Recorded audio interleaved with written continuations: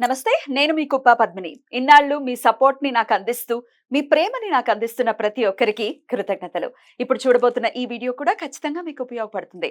Like, share and subscribe చేసి మీ ఇష్టాన్ని అలాగే మీ సపోర్ట్‌ని నాకందించండి. అలాగే ఈ వీడియో పట్ల మీ అభిప్రాయాన్ని కామెంట్ సెక్షన్‌లో కామెంట్ చేసి నాకు తెలియజేయండి. నమస్తే. నమస్తే. Welcome to our channel. నేను పద్మిని. ప్రస్తుతంతో పాటు ప్రముఖ ఆధ్యాత్మికవేత్త, వాస్తు జ్యోతిష పండితులు శేషగిరిరావు గారు ఉన్నారు. మాట్లాడదాం. సార్ నమస్కారం అండి. నమస్తే అండి. బాగున్నారండి? బాగున్నామ్మా. మీ సమయాన్ని మాకు ఇస్తున్నందుకు చాలా చాలా కృతజ్ఞతలండి. వెల్కమ్ టు రెడ్ టీవీ భక్తి. Thank you. మన ప్రేక్షకులందరికీ కూడా ఆ భగవంతుని పరిపూర్ణ ఆయుర ఆరోగ్య ఐశ్వర్యాలను ప్రసాదించాలని కోరుకుంటున్నాను. గోచారంతో సంబంధం లేకుండా అందరి జీవితాల్లో కూడా వెలుగులు కావాలని కోరుకుంటున్నాను. మనస్ఫూర్తిగా మేము కూడా అదే కోరుకుంటున్నాం. కాకపోతే గోచార రీత్యా ఉండేటటువంటి ఫలితాలు ఖచ్చితంగా ఉంటాయి. గ్రహచారం ఒక ఒక మేజర్ రోల్ ని ప్లే చేసినప్పటికీ గోచారం కూడా ఆ రోల్ ని ప్లే చేస్తుంది. కాబట్టి నేను మిమ్మల్ని ఇప్పుడు గోచార రీత్యా ద్వాదశ రాశులకి కూడా, అంటే ఇప్పుడున్న గోచార రీత్యా ద్వాదశ రాశులకి ఎట్లాంటి ఫలితాలు రాబోతున్నాయి అనేది అడగదలుచుకున్నానండి. ఒక పక్క శుక్ర కుజ శనులు కలిసి ఉన్నారు కుంభరాశిలో. అలాగే బుధుడు, రాహు అలాగే రవి కలిసి ఉన్నారు మీనరాశిలో. మేజర్ గ్రహాలు అంటే 6 గ్రహాలు ఇంచుమించు ఒకే దగ్గరలో ఉన్నటువంటి పరిస్థితి. ఇట్లాంటి గోచార పరిస్థితులు ఉన్నప్పుడు ద్వాదశ రాశుల మీద ఎలాంటి ఇంపాక్ట్ ని చూపిస్తుంది ఒక్కసారి మీ ద్వారా? తప్పకుండా. అంటే ఇక్కడ మనం ఏదైతే ఇప్పుడు ఈ సంయోగం అంటాం, గ్రహాల సంయోగం అనుకోండి, అది ఒక్కొక్క బిందువులో వారు ఇంకా దగ్గరగా ఉన్నప్పుడు దాని ఫలితం అనేది ఇంకో రకంగా ఉంటుంది. అయితే ఇక్కడ మనం మాట్లాడాల్సింది ఏంటంటే కనుక ప్రతి ఒక్కరి మీద ఒకే రకమైన ప్రభావం అనేది ఉంటుందా అనేది కొంతమందికి వస్తుంది. అంటే ఇప్పుడు సపోజ్ ఒక అశ్విని నక్షత్రంలో పుట్టిన వారు కొన్ని లక్షల మంది ఉంటారు. అవునండి. సో ఈ గోచారాన్ని ఎంత వాళ్ళకి కరెక్ట్ చేయాలి అనేది అందరం మనం నిరంతరం తప్పించే విధానం. ప్రశ్నార్థకమే అది ఎలా ఉంటుంది అనేది. సో ఇక్కడ ప్రత్యేకంగా మనం మాట్లాడుకోవాలంటే కనుక 3 విషయాలు ప్రతి రాశిలో కూడా మున్ముందు, అంటే సమీప ఒక 2-3 నెలల భవిష్యత్తు కనుక తీసుకుంటే కనుక కనీసం ఒక 3 నెలలు వివిధ కోణాల్లో ముఖ్యంగా వచ్చేప్పటికీ ఆరోగ్య సమస్యలు పెరుగుతాయి. ఒకటి ఎవరెవరికండి చెప్తా. సో ఆరోగ్య సమస్యలు అనేది పెరుగుతాయి. తర్వాత ఎవరైతే ఈ కొత్తగా గర్భం దాల్చి ఉంటారో, అంటే రీసెంట్ అనుకోండి, వాళ్ళకి కూడా ఒక్కోసారి గర్భస్రావ ప్రమాదాలు ఉంటాయి. తర్వాత రెండోది, ఎవరికైతే క్షణికావేశం ఉంటుందో ఆ షార్ట్ టెంపర్తో చేసే నేర ఘోరాల సంఖ్య పెరుగుతుంది. సో అందుకని ఖచ్చితంగా ఈ 2-3 నెలలు కూడా ఏ రాశి వారైనా ఎంతో కొంత జాగ్రత్త తీసుకోవాలి. స్ట్రెస్ఫుల్ లైఫ్ ఉంటుంది 2-3 నెలలు. 2-3 నెలలు.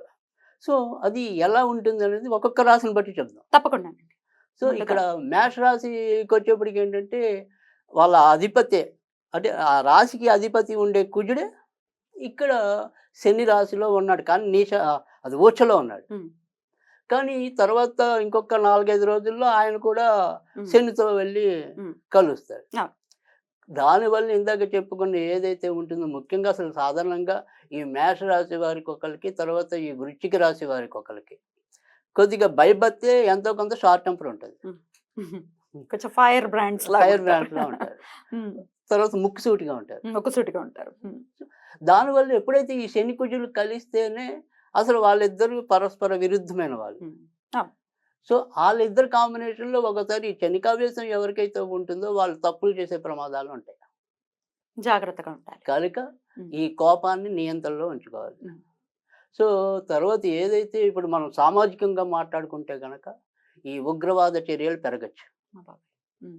సో అది కూడా శని కుజుల కాంబినేషన్లో ఎక్కువ రావటం ఉంటుంది. ఎందుకంటే అక్కడ ఆల్రెడీ బుద్ధికారకుడు రాహుతో కలిసాడు మన బుధుడు వ్యయంలో రాహుతో కలిసి పైగా నీచలో ఉన్నాడు. సో అందుకని ఆ బుద్ధి ఎప్పుడు రాహుతో ఏ గ్రహం కలిస్తే అది రాహుగ్రస్తం అంటాం. అంటే ఇక్కడ మన బుద్ధి పనిచేసి కోపం పెరుగుతుంది. అప్పుడు డెఫినెట్ గా నేరాలు జరుగుతాయి. అదే కదా. సో అందుకని ఆ రకమైన నేరాల సంఖ్య కూడా పెరిగే అవకాశాలు అయితే ఎక్కువ ఉంటాయి సామాజికంగా. కంట్రోల్ చేసుకోవాలి. రైట్. తర్వాతకి వచ్చేప్పటికి మరి వేరే విషయాల్లో, అంటే వృత్తి ఉద్యోగాలు ఉంటాయి కదా, వాటిలో అభివృద్ధి పెరుగుతుంది ఖచ్చితంగా. మంచి కూడా ఉంటుంది. సో అందుకే నేనంట కొన్ని విషయాల్లో జాగ్రత్త పడాలి, కొన్ని విషయాల్లో ఆనందపడాలి. సో ముఖ్యంగా ఈ ఏదైతే మన వృత్తి ఉద్యోగాల్లో లాభం ఉంటుంది. సపోజ్ వాళ్ళకి ఎలా ఉంటుంది అంటే కనుక, నేను ఏప్రిల్లో మీకు ఖచ్చితంగా ఒక ప్రమోషన్ ఇస్తానని పై అధికారి అనొచ్చు. కానీ ఏప్రిల్‌లో ఇవ్వకపోయినా ఖచ్చితంగా జూన్‌లో ఉంటుంది ఆయనకి. జూన్‌లో ఉంటుంది. రైట్. సో, ఒక నెల కొద్దిగా అటు ఇటు అవుతుందేమో గానీ తప్పకుండా ఆ ఫలితం అయితే ఉంటది. హ్మ్. తర్వాత రెండోది వచ్చేప్పటికి ఏంటంటే, ఈ ఏదైతే పెళ్లి కోసం వేచి ఉన్నారో, హ్మ్. ఈ మేష రాశిలో పుట్టి గత కొద్ది నెలలనుకోండి, ఏళ్ళనుకోండి. ఎవరైతే ఆ పెళ్లి ప్రయత్నాల్లో ఉండి ముందుకెళ్ళలేకపోతున్నారో వారికి మంచి జరుగుతుంది. Yep. ఎందుకని జరుగుతుంది అంటే త్వరలోనే ఈ శుక్రుడు అనేవాడు ఊచకొస్తాడు. మేన్ రాశిలోకి వచ్చేస్తాడు. ఆ ఊచకొచ్చినప్పుడు ఇక్కడ నీచం ఉన్న బుధుడు ఉన్నాడు కదా! హ్మ్. దాన్ని నీచభంగ రాజయోగం అంటాం. ఆ. అంటే ఒక ఊచ్చ గ్రహంతో నీచ నీచ గ్రహం కలిపినప్పుడు దాని దోషం తగ్గిపోతుంది. హ్మ్. సో, మేషరాశి నుంచి చూసినప్పుడు 7వ ఇల్లు శుక్రుడిదవుతుంది. సో, కనుక కొంతమందికి ఆ రకంగా వివాహ యోగ్యత వస్తది. హ్మ్. కనుక అది వాళ్ళ విషయంలో అది కూడా మంచి విషయంగానే చెప్పాల్సి ఉంటుంది. ఖచ్చితంగా. తర్వాత వచ్చేప్పటికి ఏంటంటే ఎవరికైతే ఇందాక చెప్పుకున్నాం కొత్తగా గర్భం దాల్చే ఉంటారో వారికి మేషరాశి నుంచి చూసినప్పుడు రవి అవుతున్నాడు. హ్మ్. కానీ ఇక్కడ రవి రాహుగ్రస్తం అవటం, తర్వాత వచ్చేప్పటికి ఏంటంటే గర్భస్రావాలకి ప్రధానమైన గ్రహం ఏదైతే ఉంటుందో ఆ కుజుడు వచ్చేప్పటికి అక్కడ శనితో కలవటం. కనుక ఎవరైతే కొత్తగా గర్భం దాల్చి ఉంటారో వాళ్ళైతే జాగ్రత్త పడాలి ఆరోగ్య విషయంలో. హ్మ్. ఇక మిగతావి ఏవైతే ఉంటాయో దైనందికంగా అంటే ఒక ఇల్లు కట్టుకోవటం అనుకోండి, వాహనం కొనుక్కోవటం అనుకోండి, ఇలాంటి భౌతిక అవసరాలకు సంబంధించిన విషయాలన్నీ కూడా చాలా చక్కగానే వాళ్ళు ఫుల్‌ఫిల్ చేసుకోగలగటం అనేది ఉంటుంది. Beautiful sir. అయితే వచ్చేటటువంటి కోపం వల్ల వచ్చేటటువంటి నెగెటివ్ రిజల్ట్స్ ఉన్నాయి ఏవైతే ఉన్నాయో అవి రాకుండా ఉండాలి అంటే ఎట్లాంటి పరిహారాలు చేసుకోవాలి మేషరాశి వారు? రైట్.